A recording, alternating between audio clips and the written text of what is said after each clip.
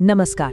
आज हम पौराणिक राम सेतु की कहानी में उतरेंगे। इसे सिर्फ एक इंजीनियरिंग के अजूबे की तरह नहीं, बल्कि इसके पीछे जो शानदार रणनीति थी उस नजरिए से भी देखेंगे। तो आज की हमारी ये पड़ताल इन 5 हिस्सों में होगी।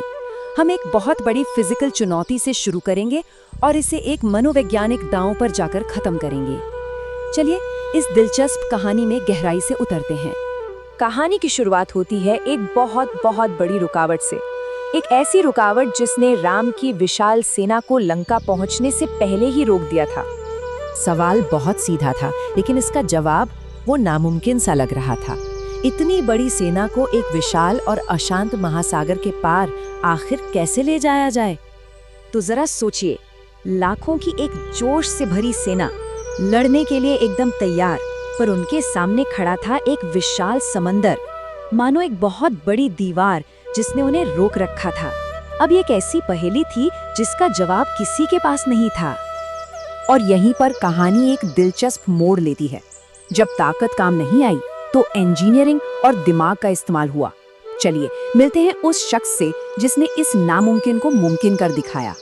नल कोई साधारण वानर नहीं थे, वो थे दिव्य वास्तुकार विश्वकर्मा के पुत्र, जिसका मतलब था कि वास्तुकला और इंजीनियरिंग का ज्ञान तो जैसे उनके खून में था। उन्हें इस बहुत बड़े प्रोजेक्ट के लिए जरूरी अनोखी स्किल्स विरासत में मिली थी। तो चलिए अब इस अविश्वसनीय पुल के बनने की प्रक्रिया को समझते हैं। ये सिर्फ कोई कहानी नहीं, बल्कि असल इंजीनियरिंग की मिसाल है। ये समझना बहुत जरूरी है कि सेतु का निर्माण सिर्फ कोई अलौकिक घटना नहीं थी। ये असल में प्रैक्टिकल स्किल, जबरदस्त प्लानिंग और बहुत ज्यादा मेहनत का एक शानदार उदाहरण था। तो नल की टेक्निक बहुत सरल लेकिन जीनियस थी। देखिए, सबसे पहले उन्होंने समंदर के तल को स्थिर करने के लिए विशाल पेड़ डाले। इससे एक मजबूत नींव बनी। फिर उस नींव के ऊपर विशाल पत्थर रखे गए। ये एक बहुत ही बुनियादी लेकिन जरूरी इंजीनियरिंग सिद्धांत है, जिसे यहाँ इतने बड़े स्केल पर इस्तेमाल किया गया था। और जरा इस काम के स्केल के बारे में सोचिए। हम यहाँ 1000, 10,000 की बात नहीं कर रहे, बात हो रही है लाखों की, लाखों वानरों की जो एक साथ काम कर रहे थे। जरा कल्पना कीजिए उस कोऑर्डिनेशन की। इतने बड़े वर्कफोर्स को मैनेज करना कोई छोटी बात नहीं थी। हर एक वानर एक एक पत्थर लाकर इतिहास के सबसे बड़े इंजीनियरिंग प्रोजेक्ट्स में से एक का हिस्सा बन रहा था। लेकिन जैसे ही ये इंजीनियरिंग का चमत्कार बन रहा था, एक नया खतरा सामने आ रहा था। चुनौती अब सिर्फ समंदर की लहरें नहीं थी, बल्कि दुश्मन की तेज नजरें भी थी।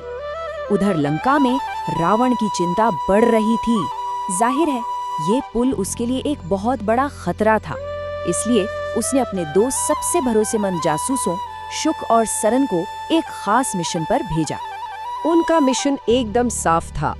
वानर सेना में भेस बदलकर घुसना, उनकी संख्या और ताकत का अंदाजा लगाना और ये सारी खुफिया जानकारी सीधे रावण तक पहुंचाना।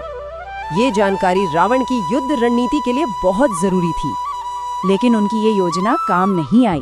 विभीषण, जो रावण के भाई थे और अब राम के साथ थे, वो रावण की हर चाल को जानते थे। उन्होंने फौरन उन जासूसों को पहचान लिया और उन्हें पकड़ लिया गया। अब कहानी के उस मोड़ पर चलते हैं जहां एक शानदार रणनीतिक चाल ने पूरे खेल को ही पलट कर रख दिया। आप देखिए, वानर सेना तो गुस्से में थी। उनके हिसाब से तो मामला बिल्कुल सीधा था। इन जासूसों को पकड़ो, टॉर्चर करो और मार डालो। भाई, युद्ध में तो यही होता है ना? पर राम ने कुछ ऐसा किया जिसकी किसी को उम्मीद नहीं थी। एक ऐसा फैसला जिसने सबको हैरान कर दिया। उनका हुक्म था, इन्हें छोड़ दो, बस इन्हें आजाद कर दो। राम ने उन्हें सिर्फ जाने नहीं दिया, उन्होंने उन जासूसों को पूरी सेना देखने का न्योता दिया। उन्होंने कहा, जाओ चारों तरफ देखो, हमारी गिनती करो, अगर कुछ छूट गया हो तो वापस जाकर फिर से देख लो। ये आत्मविश्वास का एक जबरदस्त प्रदर्शन था। तो यहाँ सबसे जरूरी बात यह है कि ये कोई दया नहीं थी। ये मनोवैज्ञानिक युद्ध का यानी साइकोलॉजिकल वॉरफेयर का एक बहुत ही सोचा समझा कदम था। राम ने दुश्मन के ही हथियार को उन्हीं के खिलाफ इस्तेमाल कर लिया। इस चाल के पीछे की रणनीति शानदार थी। सोचिए, जासूसों को मारने से सिर्फ 2 दुश्मन कम होते, लेकिन उन्हें जिंदा वापस भेजने का मतलब था कि वो रावण को जाकर वानरों की एक ऐसी सेना के बारे में बताएंगे जो खत्म ही नहीं होती। ये लड़ाई शुरू होने से पहले ही दुश्मन के मन में डर और हताशा भरने का एक तरीका था। तो राम सेतु की ये कहानी हमें एक बड़े सवाल पर लाकर छोड़ देती है। युद्ध में सबसे बड़ा हथियार क्या है? वो इंजीनियरिंग की ताकत जो समंदर पर पुल बना दे, या फिर वो दिमागी रणनीति जो लड़ाई से पहले ही दुश्मन का हौसला तोड़ दे? शायद असली ताकत इन दोनों के मेल में ही है।